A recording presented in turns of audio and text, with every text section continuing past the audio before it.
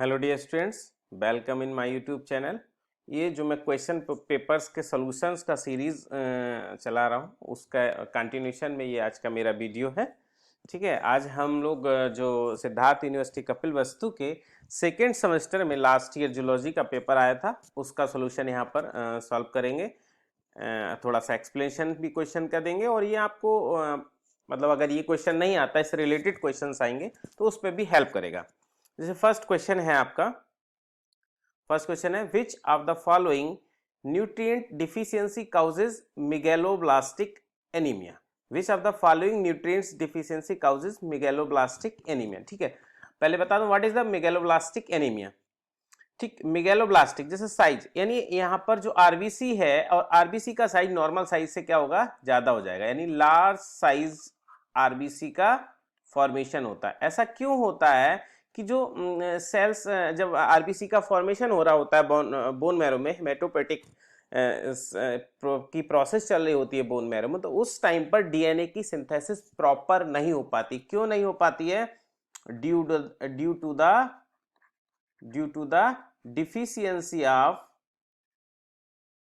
deficiency of folic acid या folate, इसको हम फोलेट भी कहते हैं। Due to the deficiency of folic acid या फोलेट या विटामिन B6। ठीक है, तो due to the deficiency of folic acid या फोलेट की वजह से डीएनए की सिंथेसिस नहीं हो पाती, जिसकी वजह से सेल्स डिवाइड नहीं कर पाते, आरबीसी की सेल्स प्रॉपर डिवाइड नहीं कर पाते और आरबीसी का साइज बड़ा हो जाता है। This type of anaemia is known as megaloblastic anaemia. तो here is the right answer is folic acid. ठीक है, ठीक, जिसे cobalamin, this is the name of vitamin B12। ठीक है, तो विटामिन B12 की डिफिशियंसी से भी एनीमिया हो जाता है, जिसको बोलते हैं हम परनीसियस एनीमिया।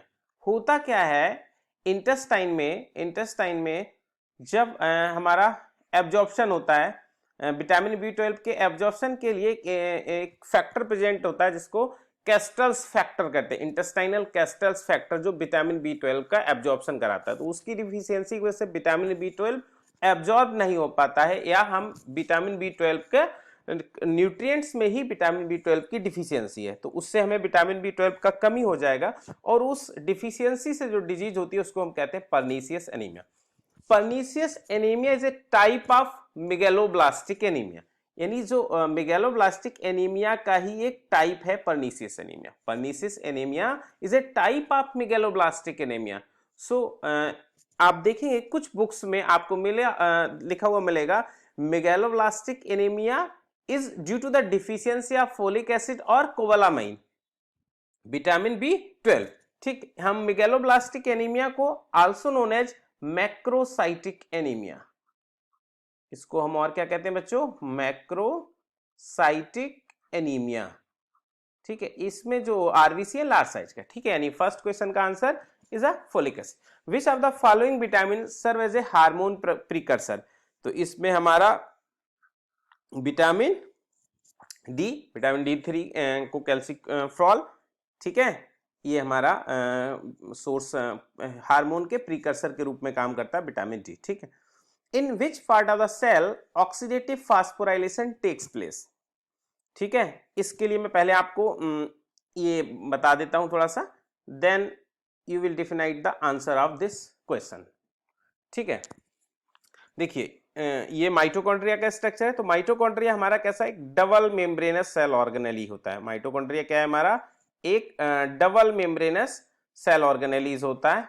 एक आउटर मेम्ब्रेन होती है और जो इनर मेम्ब्रेन होती है उसमें फिंगर लाइक इस तरह से क्या होते हैं, प्रोजेक्शंस प्रेजेंट होते हैं। ठीक, दिस इज द माइटोकॉन्ड्रिया। तो इस माइटोकॉन्ड्रिया की this is the outer membrane, ये साइटोप्लाज्म हो गया हमारा, सेल के अंदर ही प्रेजेंट होगा ना बेटा। तो सेल के अंदर ये माइटोकॉन्ड्रिया के this is outer membrane, this is inner membrane, this is inter membrane space.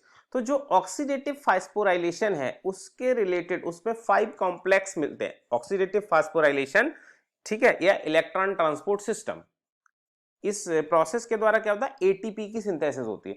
तो ये हमारा देखिए इसके जो भी कॉम्प्लेक्सेस है कहां प्रेजेंट है, इनर माइटोकॉन्ड्रियल मेम्ब्रेन पर। ठीक है, ऑक्सीडेटिव फास्फोराइलेशन से रिलेटेड सभी कॉम्प्लेक्सेस, 5 कॉम्प्लेक्स होते हैं, कॉम्प्लेक्स 1 2 3 4 5, ठीक है। 5 कॉम्प्लेक्स, पांचों के पांचों कॉम्प्लेक्स कहां प्रेजेंट है हमारे, ये प्रेजेंट है हमारे ये इनर माइटोकॉन्ड्रियल मेम्ब्रेन पर, ठीक है।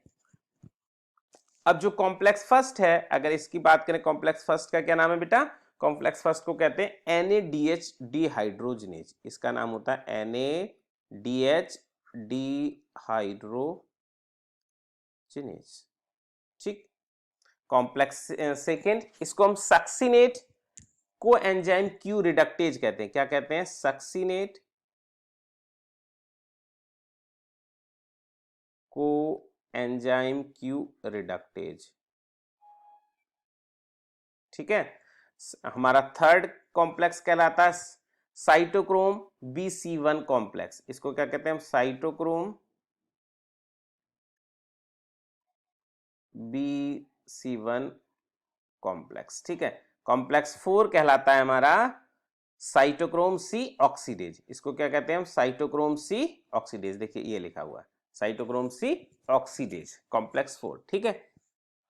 यहां पर ये जो आपका सक्सिनेट से फ्यूमेरेट, ठीक, जब यहां पर सक्सिनेट को एंजाइम क्यू रिडक्टेज काम करता है तो यहां पर हमारा FAD से बनता है FADH2, ठीक, और ये FADH2 यहां से प्रोटॉन, तो जो NADH2 होता है ये प्रोटॉन की पंपिंग करता है यहां से इस स्टेज पर, ठीक है, 4 प्रोटॉन की, और ये हमारा FADH2 प्रोटॉन की पंपिंग करता है इस कॉम्प्लेक्स से, ठीक। इसीलिए एक NADH2 मॉलिक्यूल के कंप्लीट ऑक्सीडेशन में 10 प्रोटॉन की पंपिंग होती है, और एक FADH2 मॉलिक्यूल की प्रोटॉन पंप के कंप्लीट ऑक्सीडेशन कितने, अब 4 कम हो जाएंगे, 6 प्रोटॉन की पंपिंग होती है,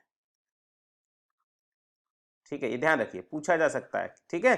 NADH से कितने 10 प्रोटॉन, और FADH से कितना 6 प्रोटॉन, 6 प्रोटॉन हो गए। और कहां से होती है, ये मैट्रिक्स ऑफ माइटोकॉन्ड्रिया से इंटर मेम्ब्रेन स्पेस में ये प्रोटॉन की पंपिंग होती है, क्लियर, ठीक। ये वाला जो हमारा कॉम्प्लेक्स 5 है इसको कहते हैं ATP रिडक्टेज एंजाइम या ATP सिंथेज एंजाइम, ठीक है, या F0 F1 कॉम्प्लेक्स भी कहते हैं इसको, F0 F1 कॉम्प्लेक्स भी कहते हैं, जो कि एक्चुअल में ATP को सिंथेसाइज करता है, ये ATP को बनाता है, और ये ATP को किसकी वजह से बनाता है, यहाँ पर एक, जब ये सारे प्रोटॉन, ये सारे कॉम्प्लेक्सेस प्रोटॉन की पंपिंग कर देंगे यहाँ, तो मैट्रिक्स की तरफ प्रोटॉन की कमी हो जाएगी और इंटर मेम्ब्रेन स्पेस में प्रोटॉन का नंबर बढ़ जाएगा, यानी यहाँ पर एक प्रोटॉन मोटिव फोर्स, क्या चीज, प्रोटॉन मोटिव फोर्स PMF कहां पर जनरेट हो रहा है, ये इंटर मेम्ब्रेन स्पेस में प्रोटॉन मोटिव फोर्स। ये प्रोटॉन मोटिव फोर्स क्या करता है, कॉम्प्लेक्स 5 से ADP से ATP बना देता है, तो 4 प्रोटॉन, जब देखिए ये देखिए 1 2 3 4, ये 4 प्रोटॉन की पंपिंग से एक ATP बनता है, कितने, 4 प्रोटॉन की पंपिंग से एक ATP बनता है, इसीलिए कहा जाता है एक NADH से कितना 2.5 ATP और एक FAD से कितना 1.5, क्योंकि एक FAD कितना प्रोटॉन का पंपिंग करा रहा है 6 का, तो जब 6 का करा रहा है तो 4 से 1 बन रहा है, तो 6 से 1.5 1.5, ऐसे ही 4 से 1 बन रहा है तो 10 प्रोटॉन से कितना 2.5 ATP, इसीलिए कहा जाता है NADH से कितना बनता है 2.5 ATP और FAD से बनता है हमारा, ठीक। अब क्या होता है, ये जब हमारा यहां से इसने इलेक्ट्रॉन ट्रांसपोर्ट होते हुए ये साइटोक्रोम C से, जब साइटोक्रोम C से इलेक्ट्रॉन पहुंचता है कहां, कॉम्प्लेक्स 5 में, सॉरी कॉम्प्लेक्स 4, ये कौन सा है हमारा, कॉम्प्लेक्स 4 है, ठीक। ये साइटोक्रोम C ने इलेक्ट्रॉन दिया किसको,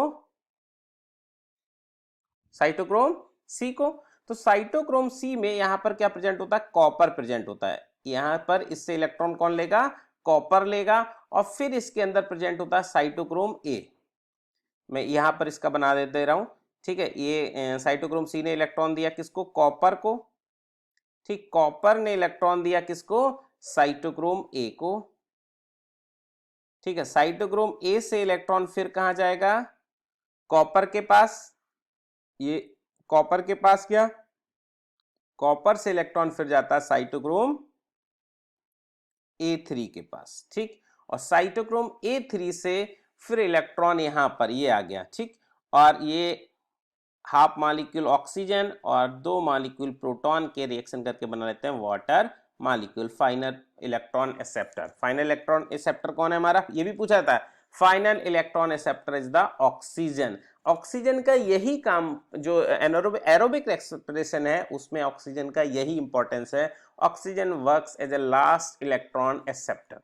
तो लास्ट में इलेक्ट्रॉन कहाँ पहुंचा, ये ऑक्सीजन के पास पहुंचा, ठीक। और हमारा बन जाता है वाटर मॉलिक्यूल, ठीक है। ये प्रोटॉन मोटिव फोर्स बन जनरेट हो गया, उससे एटीपी का फॉर्मेशन हो जाता है। अब आप दोनों क्वेश्चंस का आंसर सॉल्व कर सकते हैं, ठीक है। पहला क्वेश्चन था आपका, in which part of the cell oxidative phosphorylation takes place. तो ये हो गया इनर माइटोकॉन्ड्रियल मेम्ब्रेन, ठीक है। Which of the following is the correct sequence of electron acceptors in ETS electron transport system for production of ATP, ठीक है। तो हमारा ये साइटोक्रोम C, ठीक है, साइटोक्रोम C से B, ठीक है, साइटोक्रोम C से कहाँ पहुंचता है हमारा कॉपर, फिर साइटोक्रोम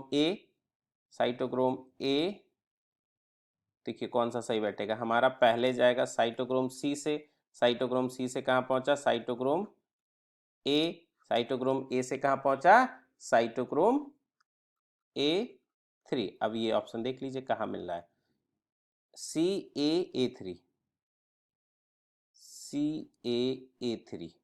हाँ, उससे पहले B था हमारा साइटोक्रोम B, C से पहले अगर आप देखें तो यहाँ देखिए, ये देखिए, ठीक है, ये हमारा साइटोक्रोम BC1 कॉम्प्लेक्स है ये, ठीक है। ये कॉम्प्लेक्स थर्ड क्या है साइटोक्रोम BC1 कॉम्प्लेक्स, तो BCA, ठीक है, BCA और A3 इस तरह से हमारा मूव करता है, ठीक है। तो ये हमारा इसका राइट आंसर क्या हो गया हमारा, right answer is the first, ठीक, first is the right answer, ठीक। नेक्स्ट क्वेश्चन देख लेते हैं। नेक्स्ट क्वेश्चन है, ATP synthesis by ATP synthase is driven by the movement of, मैंने बताया किसके मूवमेंट से होता है, प्रोटॉन्स के मूवमेंट से। और क्या जनरेट होता है हमारा PMF। ये भी पूछ सकता है कौन सा फोर्स जनरेट होता है, किस फोर्स की वजह से होता है, प्रोटॉन ग्रेडियंट बन जाता है जिसकी वजह से जो फोर्स बनता है उसको हम क्या कहते हैं, प्रोटॉन मोटिव फोर्स, ठीक। Oxidative phosphorylation results in the formation of, oxidative phosphorylation के बाद क्या क्या बनता है हमारा, फाइनल प्रोडक्ट क्या है ATP और वाटर। तो हमारा फाइनल प्रोडक्ट क्या हो गया ATP और वाटर। आपको वो देख लेंगे सही से, सारा क्लियर हो जाएगा, ठीक है। Gastric digestion takes place efficiently, हमको पता है स्टोमक का पीएच क्या होता है, हाईली एसिडिक, अबाउट 2 पॉइंट या अबाउट 2 कह सकते हैं, ठीक। तो हाईली एसिडिक कंडीशन में तो गैस्ट्रिक डाइजेशन यानी स्टोमक के अंदर डाइजेशन कैसा होगा, एसिडिक मीडियम में होगा। अगर यहाँ पर पूछा जाता लो एसिडिक है हाई एसिडिक, तो हाई एसिडिक, एसिडिक मीडियम होता है, ठीक है। The end product of fat digestion, fatty acid and glycerol, यहाँ पर फैटी एसिड दिया है तो फैटी एसिड हमारा ठीक आंसर होगा। नेक्स्ट क्वेश्चन है, inner lining of gut stomach and liver is composed of, ठीक है। देखिए अगर मैं बात करूं स्टोमक की जो एलिमेंट्री कैनाल या gastro intestinal tract GI tract या एलिमेंट्री कैनाल की वॉल की बात करूं तो उसको हम मेनली 4 लेयर्स में डिवाइड कर लें, 1 2 3 4। This is outer most layer, ये क्या है आउटर मोस्ट, और दिस इज इनर मोस्ट। जो आउटर मोस्ट लेयर होती है इसको कहते हैं हम शिरोसा, आउटर मोस्ट लेयर को क्या कहते हैं शिरोसा। पूछा जा सकता है ना बेटा आउटर मोस्ट लेयर क्या कहते हैं इसको, तो ये हो गया सिरोसा। और इसको एडवेंटाइना भी कहते हैं, क्या एडवेंटाइना बच्चों, ठीक है। नेक्स्ट, सिरोसा से अंदर वाली जो लेयर होती है इसको कहते हैं मस्कुलरिस, इसमें मसल्स प्रेजेंट होती हैं longitudinal and circular muscles, muscularis, इसमें क्या प्रेजेंट होंगी मसल्स जिसकी वजह से पेरिस्टाल्सिस मूवमेंट होता है, ठीक। उससे नीचे वाली लेयर को हम क्या कहते हैं सब म्यूकोसा, सब म्यूकोसा, यानी म्यूकोसा के ऊपर वाली लेयर, इनर मोस्ट लेयर को क्या कहते हैं हम? म्यूकोसा, इनर मोस्ट लेयर, ठीक है। यानी gastro intestinal tract, GI tract और alimentary canal consist of 4 layer. Outer layer is called serosa और adventitia, muscularis, submucosa and mucosa. Mucosa को फर्दर हम 3 लेयर्स में डिवाइड कर देते हैं, ठीक है। म्यूकोसा को हम फर्दर 3 लेयर में डिवाइड करते हैं। जो म्यूकोसा की आउटर मोस्ट लेयर है उसको हम कहते हैं मस्कुलरिस म्यूकोसा, यानी इसमें क्या प्रेजेंट है? मसल्स प्रेजेंट है, मस्कुलरिस म्यूकोसा। मिडिल वाली लेयर है उसको कहते हैं हम लैमिना प्रोप्रिया, लैमिना प्रोप्रिया। और जो इनर मोस्ट लेयर होती है दैट इज इपीथीलियम, ठीक है। जो अंदर वाली लेयर है वो क्या है? इपीथीलियम। अब इपीथीलियम में प्लेस के हिसाब से थोड़ा सा वेरिएशंस पाया जाता है। तो अगर हम बात करें गट, स्टोमक एंड इंटेस्टाइन, तो यहाँ पर जो इपीथीलियम है कौन सी किस टाइप की इपीथीलियम होती है? Simple columnar epithelium. Simple columnar epithelium का फंक्शन होता है, ये क्या काम करती है? एक तो ये एब्जॉर्प्शन का काम करती है, ठीक है, ये एब्जॉर्प्शन, तो इंटेस्टाइन को, क्योंकि हमारे एलिमेंट्री कैनाल को एब्जॉर्प्शन, और उसके अलावा ये सिक्रीशन का भी काम करती है, ठीक। Which of the following is not a human salivary gland, ठीक है। देखिए जो ह्यूमन होता है, ह्यूमन के अंदर, ह्यूमन में 3 पेयर सेलिब्री ग्लैंड, थ्री पाई जाती हैं, ठीक है। और डॉग में 4 पाई जाती हैं, ठीक है। ह्यूमन में कितनी? 3, और डॉग में कितना? 4। तो ह्यूमन के अंदर पाई जाती है पैरोटिड, सब maxillary and sublingual. Infra orbital present only in the dog, ये किस में प्रेजेंट होती है? डॉग। डॉग में एक एक्स्ट्रा सेलिब्री ग्लैंड पाई जाती है, क्योंकि डॉग के केस में सेलिब्री ग्लैंड के क्या करते हैं? सेलिब्री की हेल्प से वो थर्मो रेगुलेशन करता है, अपने टेम्परेचर को मेंटेन करता है, ठीक है। तो इसका आंसर सही हो गया D. The chief function of bile is, ठीक है। तो बाइल जूस का काम क्या होता है? इमल्सिफिकेशन ऑफ फैट, ठीक है। तो इमल्सिफाइड द फैट। इमल्सिफिकेशन का मतलब ये होता है बेटा कि जो फैट ब्रेकडाउन ऑफ, ये एक फैट मॉलिक्यूल है या फैट ग्लोब्यूल है, ठीक है। Breakdown of large food molecule into the small food molecules, ये छोटे छोटे फैट मॉलिक्यूल में इनको ब्रेक करना, this process is called emulsification. तो जो फैट, जो बाइल जूस होता है वो क्या करता है? एजिटेशन प्रोसेस के द्वारा fat globule, large fat globule को छोटे छोटे फैट ग्लोब्यूल्स में ब्रेक कर देता है, और ये प्रोसेस कहलाता है हमारा इमल्सिफिकेशन। तो emulsify fat for the digestion, ठीक है। पैनक्रिएटिक जूस कंटेन, देखिए पैनक्रिएटिक जूस ही एक ऐसा जूस होता है, पैनक्रिएटिक जूस एक ऐसा जूस होता है जिसके पास fat digestive enzyme, carbohydrate digestive enzyme and protein digestive enzyme, सभी प्रकार के डाइजेस्टिव एंजाइम होते हैं, ठीक। और जितने भी प्रोटीन डाइजेस्टिव एंजाइम हमारा पैनक्रिएटिक जूस सिक्रीट करता है वो सारे के सारे इनएक्टिव फॉर्म में सिक्रीट होते हैं। इनएक्टिव फॉर्म में जो एंजाइम सिक्रीट होते हैं उनको क्या कहते हैं हम? जाइमोजन कहते हैं, ठीक है। तो ये जाइमोजन की फॉर्म में ये सारे एंजाइम सिक्रीट होते हैं। कौन कौन से ये देख लेते हैं। हमारा trypsin, chymotrypsin, amylase and lipase, ठीक है। तो C is the right answer. Trypsin, chymotrypsin, these are the protein digestive enzyme, amylase हमारा कार्बोहाइड्रेट डाइजेस्टिव एंजाइम, और lipase is the fat digestive enzyme, ठीक है। तो सभी प्रकार के, इसके अलावा कार्बोक्सीपेप्टाइडेज, इलास्टेज, ये सभी एंजाइम्स भी हमारे पैनक्रिएटिक जूस में प्रेजेंट होते हैं, ठीक। नेक्स्ट क्वेश्चन हम देख लेते हैं, ठीक है। Enterokinase helps in the conversion of, देखिए जो एंट्रोकाइनेज होता है ये हमारी जो इंटेस्टाइनल एंट्रोसाइट सेल्स होती हैं, एंट्रोसाइट सेल्स होती हैं, ठीक है। इन एंट्रोसाइट सेल से सिक्रीट होता है हमारा कौन सा? एंट्रोकाइनेज एंजाइम, ठीक है। यानी ये किससे सिक्रीट हो रहा है? एंट्रोसाइट सेल से। इंटेस्टाइनल जूस में प्रेजेंट होता है एंट्रोकाइनेज। एंट्रोकाइनेज एंजाइम क्या करता है? जो मैंने बताया ना कि जो प्रोटीन डाइजेस्टिव एंजाइम है पैनक्रिएटिक जूस में प्रेजेंट होते हैं, कैसे होते हैं? जाइमोजन होते हैं, इनएक्टिव होते हैं, यानी ये काम करता है ट्रिप्सिनोजन को, ट्रिप्सिनोजन को किस में कन्वर्ट कर देता है?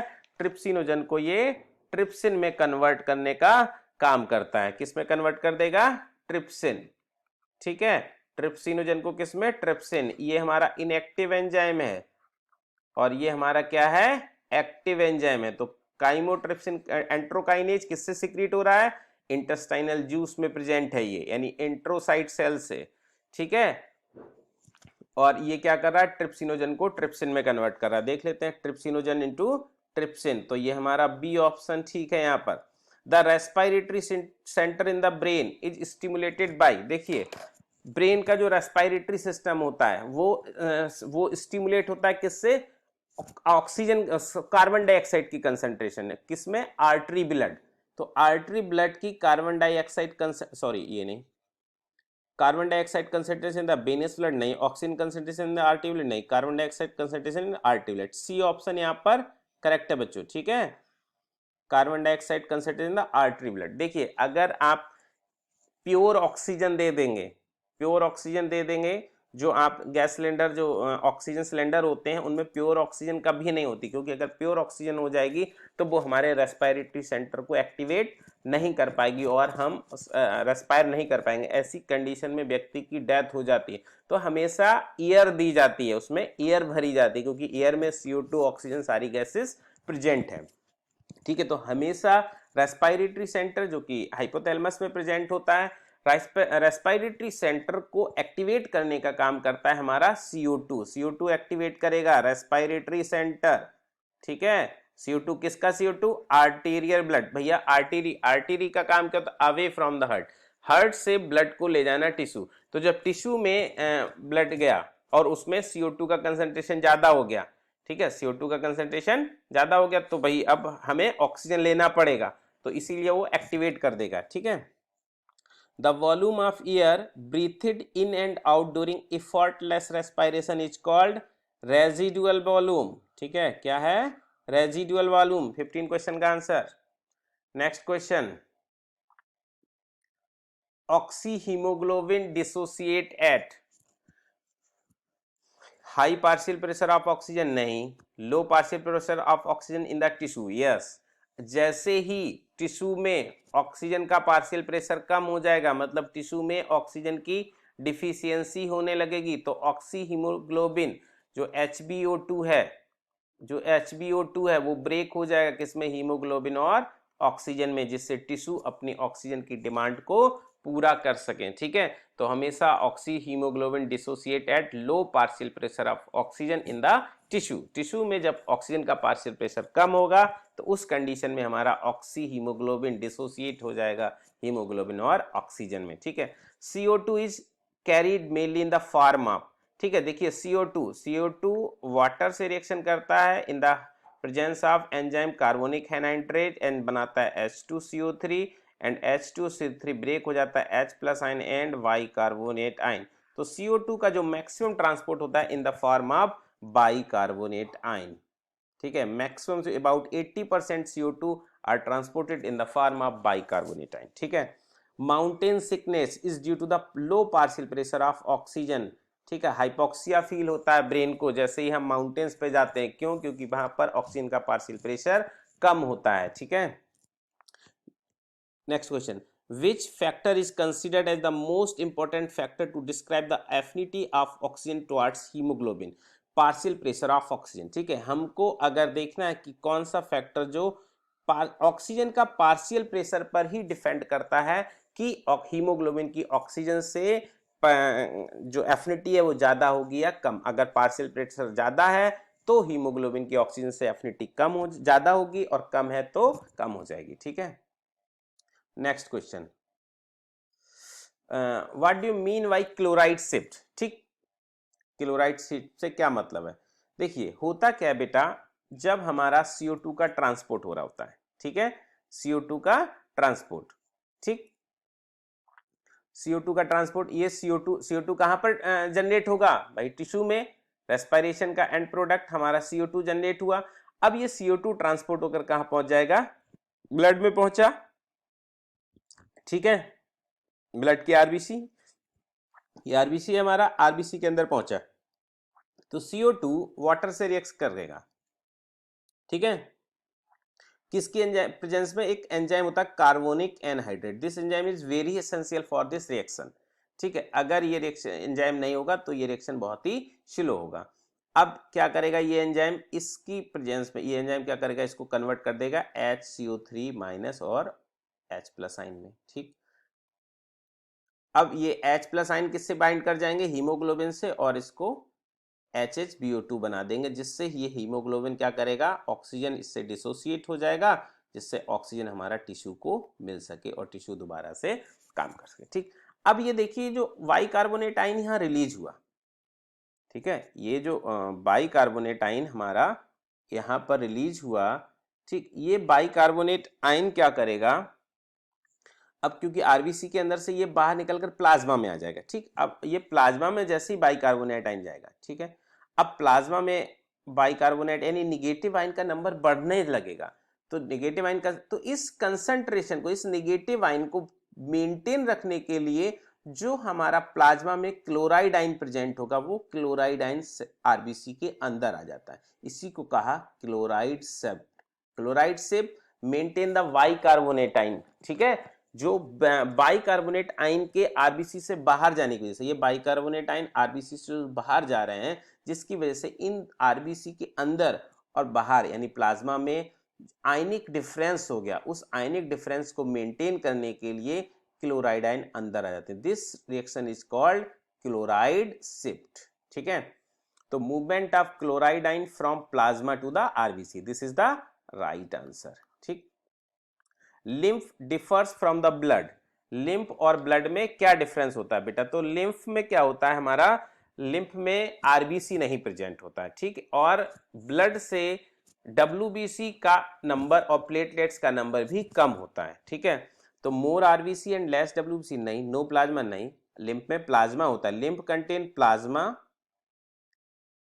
प्लाज्मा होता है plus less WBC in compare to the blood and less platelets in compare to the blood, होता है कुछ अमाउंट में। ठीक है, यानी more WBC and no RBC, plasma without protein, plasma without protein तो नहीं होगा बेटा, तो ये हमारा यहाँ पर आंसर हो जाएगा नो आरबीसी वाला। ठीक है, which WBC which release heparin and histamine. ठीक है, तो जो हमारा लिम्फोसाइट सेल्स होती हैं, तो बेसिफिल टाइप की जो बेसोफिल सेल्स होती हैं, इनको हम मास्क्ड सेल्स भी कह देते हैं। ठीक है, ये हमारे तीन हार्मोन, तीन कंपाउंड्स को रिलीज करते हैं। हेपेरिन जो कि एक एंटीकोगुलेंट है, हिस्टामिन जो कि एक बेसोडाइलेटर है हिस्टामिन, और एक हमारा कंपाउंड, और इसके अलावा एक और है हमारा हिस्टामिन, हेपेरिन और सेरोटोनिन। सेरोटोनिन, ठीक, ये तीन कंपाउंड सिक्रीट करती हैं। हिस्टामिन, हेपेरिन यहाँ लिखा, एक और है सेरोटोनिन। ठीक है, ये हमारा क्या है? एंटीकोगुलेंट है। हिस्टामिन हमारा क्या है? बेसोडाइलेटर, और ये हमारा सेरोटोनिन बेसो कंप्रेसर होता है। तो मास्ट सेल ये थ्री हार्मोन रिलीज करती है। ठीक है, कब? At the time of inflammation, inflammatory reaction के टाइम पर। ठीक है, नेक्स्ट क्वेश्चन है वेयर द प्लेटलेट्स प्रोड्यूस। ठीक है, देखिए जितनी भी ब्लड सेल्स हैं, जितनी भी ब्लड सेल्स हैं, सभी ब्लड सेल्स की सिंथेसिस कहाँ होती है? बोन मैरो में। ठीक है, जो बोन मैरो है हमारा बोन्स का, उसके अंदर यानी बोन मैरो में सिंथेसिस, जो हिमेटोपोइटिक ब्लड सेल्स की सिंथेसिस की जो प्रोसेस है, उसको क्या कहते हैं? हिमेटोपोइसिस। ठीक है, तो हमारा ये भी ब्लड उसका पार्टी है। तो जिन सेल्स से पर्टिकुलर, यानी एक तो बोन मैरो के अंदर होगा ये प्रोसेस, और जो सेल्स हमारी प्लेटलेट सेल्स को प्रोड्यूस करती है उनको कहते हैं मेगा कैरियोसाइट्स। ठीक है, यानी platelets are produced by the megakaryocytes. False statement about the haemoglobin structure. Haemoglobin has two polypeptide, yes. ठीक है, दो पॉलीपेप्टाइड प्रेजेंट होती हैं। देखिए यहाँ लिखा है अल्फा चेन और बीटा चेन। ठीक है, टू पॉलीपेप्टाइड प्रेजेंट होती हैं। अल्फा चेन में हमारा प्रेजेंट होते हैं 141 अमीनो एसिड, और बीटा चेन में प्रेजेंट होते हैं 146 अमीनो एसिड। ठीक है, iron is present in the ferrous, yes, always iron in the ferrous state, Fe+2, Fe+2। ठीक है, देखिए ये लिखा हुआ है, ये क्या है? फेरस फॉर्म है। ठीक है, iron present always in the haemoglobin structure similar to, no, haemoglobin में हमारा 2 पॉलीपेप्टाइड प्रेजेंट होता है, जबकि मायोग्लोबिन में ओनली मोनोमेरिक है, इसमें केवल एक ही पॉलीपेप्टाइड प्रेजेंट है। तो this is the wrong answer, यानी ये वाला भी हमारा ठीक है। जो ये रिंग प्रेजेंट होती है, इस रिंग को कहा जाता है, क्या कहते हैं हम, पोरफायरिन रिंग। तो हीमोग्लोबिन में जो रिंग पाई जाती है उस रिंग को कहते हैं पोरफायरिन रिंग। उस रिंग के अंदर ये हमारा आयरन प्रेजेंट होता है, किस फॉर्म में, फेरस फॉर्म में। ठीक, बोर इफेक्ट, ठीक है। बोर इफेक्ट क्या है, ये हमारा effect of partial pressure of carbon dioxide oxy haemoglobin dissociation. ठीक है, बोर इफेक्ट हमारा जो ऑक्सीजन डिसोसिएशन कर पढ़ते हैं, इस तरह से सिग्मोइड शेप होता है, ठीक है, ऑक्सीजन डिसोसिएशन कर्व, ठीक है, this is the oxygen dissociation curve, sigmoid shape, S shape होता है, ठीक है। तो इस ऑक्सीजन डिसोसिएशन कर्व में ये बताया गया कि partial pressure of oxygen oxy haemoglobin के डिसोसिएशन, अगर पार्शियल प्रेशर ऑफ CO2 ज्यादा होगा मतलब ये कंडीशन कहाँ होगी, टिश्यू में, यानी HbO2 ऑक्सी हीमोग्लोबिन ब्रेक हो जाएगा Hb प्लस ऑक्सीजन में, ठीक है। तो यानी कर्व हमारा, अगर पार्शियल प्रेशर ऑफ CO2 ज्यादा है तो ये कर्व हमेशा राइट साइड में शिफ्ट हो जाएगा, ठीक। तो हमारा effect of partial pressure of CO2 on oxy haemoglobin dissociation, ठीक है, बोर इफेक्ट, ठीक। Thank you. ये आपके 25 क्वेश्चंस, रिमेनिंग जो 75 क्वेश्चंस हैं उनको नेक्स्ट वीडियो में बताएंगे। और इस वीडियो को लाइक करें, शेयर करें और ज़्यादा से ज़्यादा स्टूडेंट को साथ इसमें शेयर करें, जिससे ज़्यादा से ज़्यादा स्टूडेंट इसका बेनिफिट ले सकें। Thank you.